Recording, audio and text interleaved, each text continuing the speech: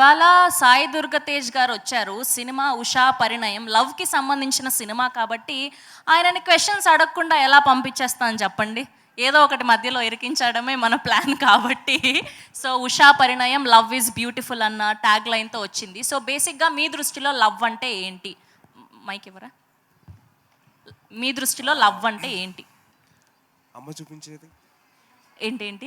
అమ్మ చూపించేది. సార్ అమ్మ ప్రేమ మా అందరికీ తెలుసు సార్. అది కాదు. సో బేసిక్‌గా మీ లైఫ్‌లో కూడా గర్ల్ ఫ్రెండ్ లవ్ ఉంటది కదా. Girl friends one side love అయితే ఉందండి. వాళ్ళ వైపు నుంచి రాలేదు. మధ్యలో వచ్చేసి ఇప్పుడు ఏమైపోయిందంటే ఎవరిని అమ్మాయి నచ్చింది అనుకోండి, నచ్చింది అని చెప్పే లోపల నీకు ఆల్రెడీ పెళ్ళంటే కదా, నాకా పెళ్ళేంటి అంటే మీడియాలో వచ్చేస్తుంది. రీసెంట్‌గా చాలా వింటూ ఉన్నాం మేము. అదే అంటే ఆ అమ్మాయి నచ్చిందో లేదో సగం పక్కన పెడితే ముందు అసలు అప్రోచ్ అవ్వడం కష్టమైపోయింది ఇప్పుడు.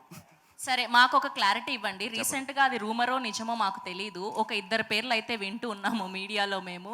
సో త్వరలో మళ్ళీ మెగా ఇంట పెళ్లి సందడి అని చెప్పి నిజంగా పెళ్ళా ఏంటి? అంటే ఈ సినిమాకి మ్యూజిక్ డైరెక్టర్ ఉన్నారు కదా, ధ్రువన్ అని. ఆయన నా సినిమాలో సాంగ్ రాశారు. సోలో బ్రతికే సో బెటర్. అది కాదండి, నో పెళ్ళి అని. నో పెళ్ళి అనా? అది నేను తీసుకోవడం కంటే మీడియాలో బాగా స్ట్రాంగ్ గా తీసుకున్నారు. ఓకే. సో ఇంకొక క్వశ్చన్ ఏంటి అంటే as a power star Pawan Kalyan గారి ఫ్యాన్స్గా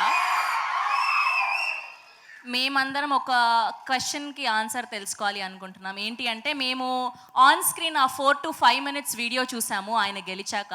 సో బిహైండ్ ద సీన్ మీరు విజిల్ వేసి ఎంత ఎంజాయ్ చేశారో అంత పదింతలు మేము ఎంజాయ్ చేశాము. సో కష్టంలే ఇప్పుడు కానీ. సో బిహైండ్ ద సీన్ ఏదైనా ఒక్క మెమొరీ షేర్ చేసుకోండి మాతో, ఆ రోజు ఏం జరిగింది అని. అంటే అది ఒకటే అండి, నేను విజిల్ వేసుకుంటూ లోపలికి వెళ్ళాను, విజిల్ వేసుకుంటూ బయటకు వచ్చాను, అదొకటి మాత్రం తెలుసు అండి. చిన్న పిల్లల్లాగా గంతులు వేసుకుంటూ అంటే సింపుల్ అండి. అంటే ఆయన ఎత్తుకున్న వీడియో బయట పెట్టారు. అదేంటంటే చిన్నప్పుడు నేను ఒక టెన్నిస్ టోర్నమెంట్లో వెళ్ళినప్పుడు ఆడినప్పుడు ఓడిపోయాను. చాలా బాధగా ఇంటికి వచ్చా. అంటే ఆయన అన్నారు, అరే ఒక్కసారి కదా నువ్వు 10 సార్లు ఓడిపోయినా పర్లేదు కానీ మంచిగా ఆడు. దాని తర్వాత సెకండ్ టైం ఆడినప్పుడు నేను గెలిచా.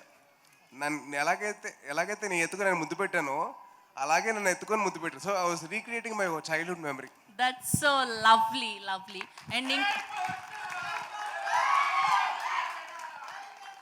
యా, జై జై పవర్ స్టార్.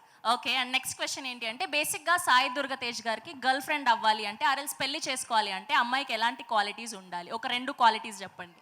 ముందు మీడియా నుంచి దూరంగా ఉండాలండి. ముందు మీడియా నుంచి దూరంగా ఉండాలి. అదే social media. Yeah, social media. Okay, next ఇంకొక క్వాలిటీ. అమ్మకి నచ్చాలి. అమ్మకి నచ్చాలి. చెప్పండి. అది సార్ ఇంటెన్షన్. అది ఆఫ్ కోర్స్ అమ్మకి నచ్చాలి. అది నా ఇంటెన్షన్ కూడా అదేనండి. Okay, thank you. And last question. So Vijay Bhaskar గారి సినిమాల్లో మీకు నచ్చిన సినిమా ఏంటి? ఏదైనా డైలాగ్ ఒకటి. డైలాగ్స్ గుర్తులేదు కానండి, సినిమా మటుకు చాలా ఉన్నాయండి. ఇందాక ధ్రువన్ చెప్పినట్టు నువ్వే కావాలి కానివ్వండి, నువ్వు నాకు నచ్చావు కానివ్వండి, మల్లీశ్వరి కానివ్వండి, జై చిరంజీవి ఉంది.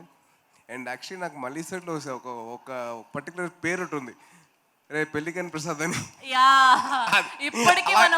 అది ఇప్పుడు పెళ్లికాని తేజ్ అయిపోయింది ఇప్పుడు. అయ్యయ్యో లేదు, మేము అలా వినాలనుకోవట్లేదు. అనుకోవట్లేదండి, అయిపోయింది అలాగా.